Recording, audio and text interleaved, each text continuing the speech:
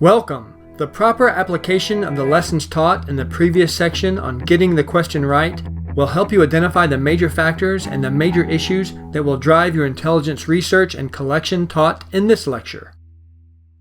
This lecture consists of two main components: how to gather and evaluate evidence. We'll begin the lesson on gathering evidence by discussing intelligence sources and how to make a collection plan using the collection matrix technique. When discussing evidence, it's important to understand the various types of intelligence sources we can leverage. HUMINT is data collected directly by others.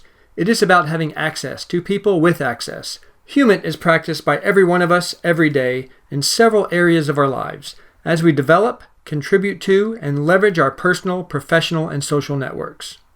GeoInt is exploiting imagery, maps, and charts to inform us about the geographic terrain.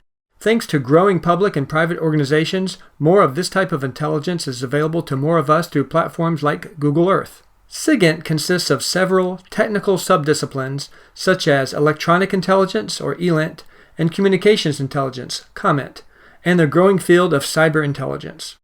MASINT is a bit of a catch-all that contains several subdisciplines relating to the exploitation of various physical sciences and characteristics to provide highly technical intelligence such as those provided by acoustics, particulate sampling, and the advanced processing techniques to derive additional information from other forms of intelligence. OSINT is one of the fastest growing and easily accessible forms of intelligence. It has long been a primary source to answer all but the most arcane intelligence questions or problems. As the world becomes more interconnected, more information is made publicly available through social media, scientific, journalistic, and other personal, private, commercial, professional, and public sites.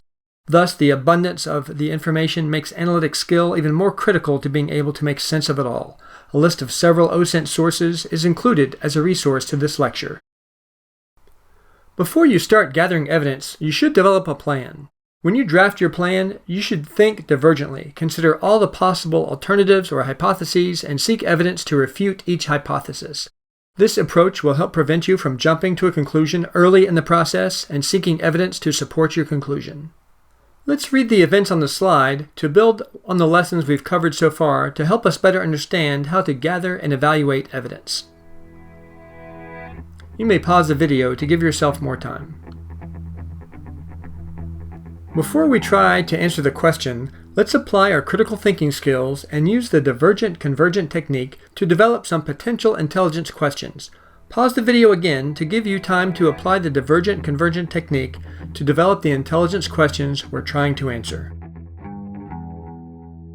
This is a list of some of the questions I developed while in the divergent mode.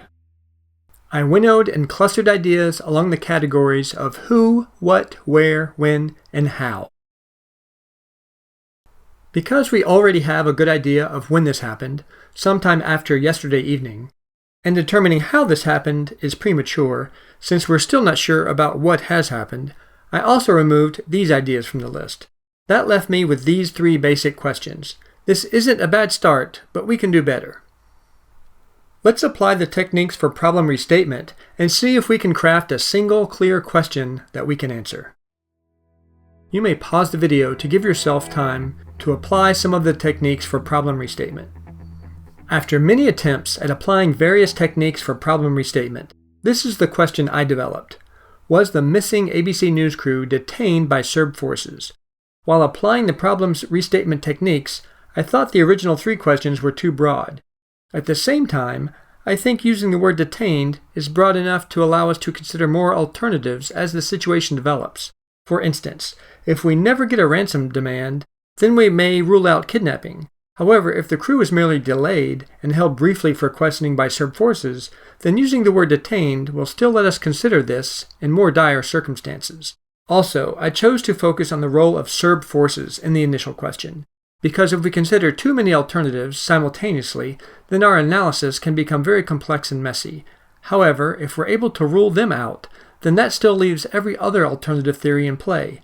Lastly, the term Serb forces in the question is also a bit ambiguous, as it may or may not involve action that is known to senior Serb government officials. We can examine that at a later date, if this thread of inquiry proves fruitful. So in the end, while not a perfect problem statement, I think this adequately balances the breadth and focus, breaks the problem down into a manageable chunk, and still leaves alternatives open for investigation. What problem statement or question did you develop and why? Next, we'll build a matrix that identifies the intelligence question or problem statement at the top, with my hypotheses listed in the column on the far right. In this instance, I have both the hypothesis that the news crew was detained by Serb forces and the null hypothesis that they were not detained. This will serve to make my analysis simple, yet provide comprehensive and mutually exclusive hypotheses, which will serve to help us when we begin evaluating our evidence and analyze the problem. On the far left column of the matrix, I've listed types of intelligence sources that may be able to provide the evidence we need. This will help remind me of the broad sources available and ensure I don't overlook a potentially valuable source. This matrix has formed the beginning of my collection plan.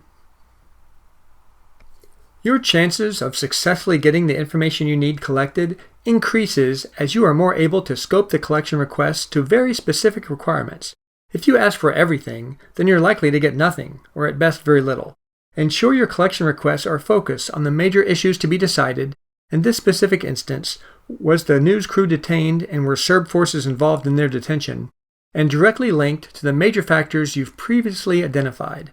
When gathering the evidence you needed to answer an intelligence question or solve an intelligence problem, it is wise to start with the information already on hand. This information may be contained in various databases to which you have access and the information that is readily available through the internet or other proprietary networks. For this scenario, we already have two pieces of evidence on hand: the report from the French news agency that the news crews were kidnapped and the confirmation from the ABC News executive that the crew has not been seen or heard from since yesterday evening. What other evidence would be helpful in solving this problem? If you identify shortfalls with the information you have on hand, or need more current information than is readily available, you may find it necessary to collect or request others to collect the information you desire. If you have more than one collection requirement, then you should prioritize your requirements based on which request is most valued, based on its relevance to being able to help you answer your intelligence question or solve your intelligence problem. If you are managing the collection effort, you should also balance your collection priorities against your ability to get the information based on the access you have and sensor capabilities.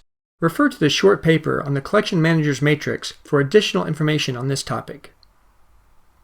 An analyst skilled in critical thinking asks questions as he develops the mass of evidence needed to assess an issue. Evidence for which the answers satisfactorily can be established becomes of the highest value. Information for which the questions cannot be satisfactorily answered are excluded, but only after the analyst reflects on his process of selection.